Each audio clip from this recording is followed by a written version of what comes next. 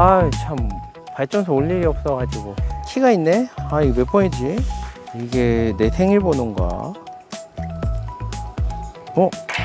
아 안 열리잖아. 아 이거 뭐지? 아 발전소 와볼 일이 없으니까 고장이 나야 오지. 아, A few moments later. 이게 그러면은 중공연도인가? 중공연도다. 역시. 안녕하세요, 태양광도사 태수합니다. 오늘은 영덕의 태양광도사가 운영하고 있는 태양광 발전소에 와보았습니다. 이곳 영덕의 태양광 발전소에 와본 이유는 발전소 상태도 궁금하고 풀은 얼마나 컸는지, 또한 이 주변이 많이 또 개발되고 있어서 주변 여건도 얼마나 달라졌는지 궁금해서 태양광도사가 와봤는데요. 이곳은 일반적으로 건설하고 있는 노지 태양광과 다르게 임야에 설치한 임야 발전소입니다. 임야 발전소는 2019년을 기점으로 가중치 문제 때문에 개발을 하지 않고, 이 발전소 또한 가중치가 0.7인 발전소라고 보시면 될 것 같습니다. 하지만 수익적인 부분에서는 일반 노지 태양광과 크게 다르지 않게 현재 운영을 하고 있는데요. 그 비밀에 대해서 태양광도사가 속속들이 알려드리도록 하겠습니다. 이곳은 JA의 양면 모듈 585W 854장을 설치했으며, 설치 용량은 499.59kW를 설치했으며, 500kW라면 인버터 5대를 사용했겠지만 이곳은 500kW를 한 번에 건설하면서 인버터를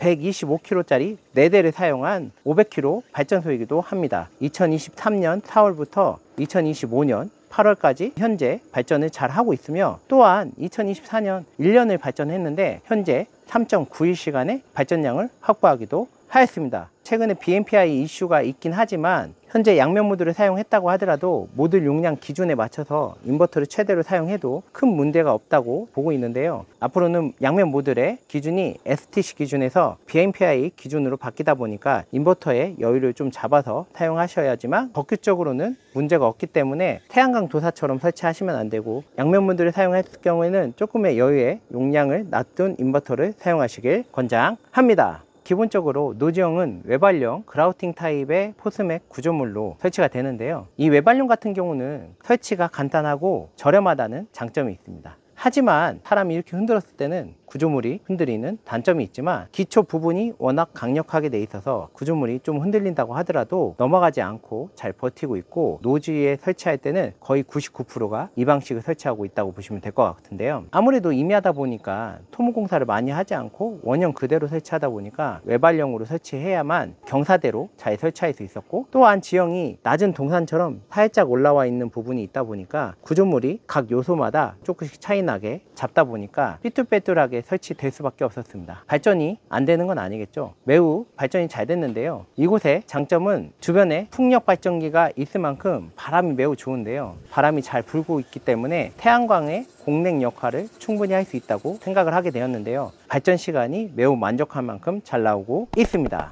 이 발전소는 태양광도사가 처음부터 땅을 매입해서 인허가를 낸 발전소가 아니라 인허가권을 인수한 인수 발전소였습니다. 포항의 한 지인이 이 발전소를 건설하기 위해서 땅을 사고 인허가를 냈었는데요. 아쉽게도 발전사업 허가가 1.0에서 0.7로 떨어지면서 사업성이 현저하게 떨어지다 보니 이 발전소 인허가권을 매각하게 되었는데요. 이 매각의 조건이 3가지 조건이 있었습니다. 첫 번째는 이 토지를 매입을 할 것. 당연히 사업 부지는 매입해야 되지만 이 땅은 임야 발전소이기 때문에 지목 변경이 없는 발전소다 보니까 원상복구도 해야 되고, 또한 주변에 토지가 분할이 안 되기 때문에 사용은 1500평밖에 안 하지만 3500평이라는 땅을 매입을 또 했었어야 되고요. 두 번째 조건은 인허가에 투입된 비용을 지불하는 거였습니다. 임야이기 때문에 대체 산림 조성비라든지 이런 비용들을 다 정산을 하고 매입을 하는 조건이었습니다. 마지막으로 제일 큰 조건이었는데요. 이 발전소를 짓기까지 2차선 도로에서 약 200m에 해당하는 6m 도로를 건설을 하는 조건부가 들어있었는데요. 태양광도사는 토목팀을 별도로 보유하고 있었기 때문에 이 부분이 자신 있어서 건설을 하게 됐는데, 사실은 이 부분에서 많은 비용이 투입되면서 원가가 많이 올라가는 결과가 보였지만 완성을 해서 현재 운영하고 있고, 작년 같은 경우는 이 발전소가 약 1억 4천의 수익을 벌어주기도 했습니다.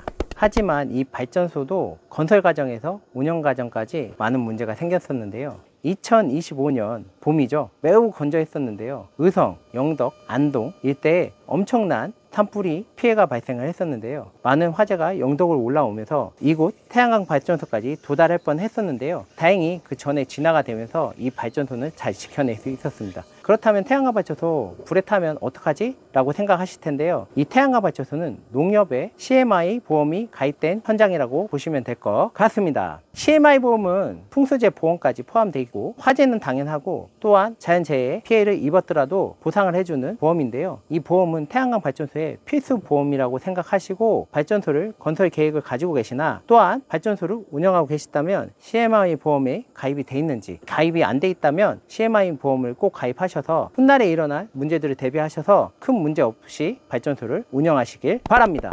그렇다면 왜 임야 발전소인데 1.0인 일반 토지 발전소하고 수익이 거의 비슷할까? 이곳은 0.7의 가중치를 갖고 있지만 REC 1배수로 팔 수 있는 방법이 있었습니다. 그 부분은 아리백 REC를 판매를 하는 거였는데요. 신재생에너지 센터에서 운영하는 재생에너지 사용관리 시스템을 들어가면 아리백 REC를 현무시장처럼 팔 수 있는데요. 다만 매주 2번이 아니라 한 달에 2번 판매할 수 있게끔 나오게 되는데요. 아리백 REC 현무시장에서 매입을 매입처들은 아리백을 달성해야 되는 기업들이 매수를 하고 있고요. 또한 저희같이 가중치를 0.7을 받거나 이후에 임야 건설에서 0.5를 받거나 혹은 다른 에너지원이어서 1배수의 REC를 받지 못하는 발전소들이 들어와서 재생에너지 사용관리 시스템에 현무시장에 등록을 하게 되면 0.7이었던 가중치가 1배수 가중치로 변경이 되면서 일반 가격으로 판매를 할 수가 있습니다. 그래서 매월 재생에너지 사용관리 시스템에 들어가서 REC를 판매를 하고 있고 현재까지도 이 REC에 약 7만원 정도에 잘 판매하고 있습니다. 그렇기 때문에 작년에 이 발전소의 S&P 플러스 REC 판매 평균 단가는 약 190원에 판매를 했었고요. 많이 판매할 때는 200원이 넘게 됐었고 적게 판매할 때는 한 176원까지 판매하게 되었는데요. 그렇게 해서 정산을 해보니 작년도에는 1억 4천에 매출이 발생했으며 다른 노지 태양광만큼 나오게 되고 장기 고정 계약을 한 건물이 발전사보다도 더 많이 나오게 되어 이 발전소가 의미 있는 발전소가 되었는데요. 사실은 건설 단계에서 도로가 워낙 많은 비용이 투입되다 보니까 걱정을 많이 했었는데요. 그거와 다르게 발전도 잘 되고 REC 판매도 잘 하다 보니까 현재 약 6년 정도면 투자금을 다 회수할 거라고 생각하고 있습니다. 최근에는 건설 단가가 많이 떨어지다 보니까 태양광도사가 투자한 자금보다 임야 발전소를 건설하는데 훨씬 적게 들어갈 텐데요. 적게 들어간다면 20년 운영해서 수익을 충분히 볼 수 있기 때문에 임야를 보유하고 계시다면 건설을 고려해 보시는 것도 좋을 것으로 판단됩니다. 임야 발전소는 아무래도 가중치에 열악함이 있기 때문에 재생에너지 사용관리 시스템이나 혹은 아리백 기업과 PPA 계약을 체결하시는 게 가장 좋은 선택이라고 보시고 그 정도 단가에서 발전소를 건설했을 때 건설할 수 있고 또한 임야가 너무 경사가 세지 않고 완만한 준보전 단지라고 하면 조례를 검토하셔서 가능하다면 임야 태양광 발전소에 도전해 보시길 바랍니다.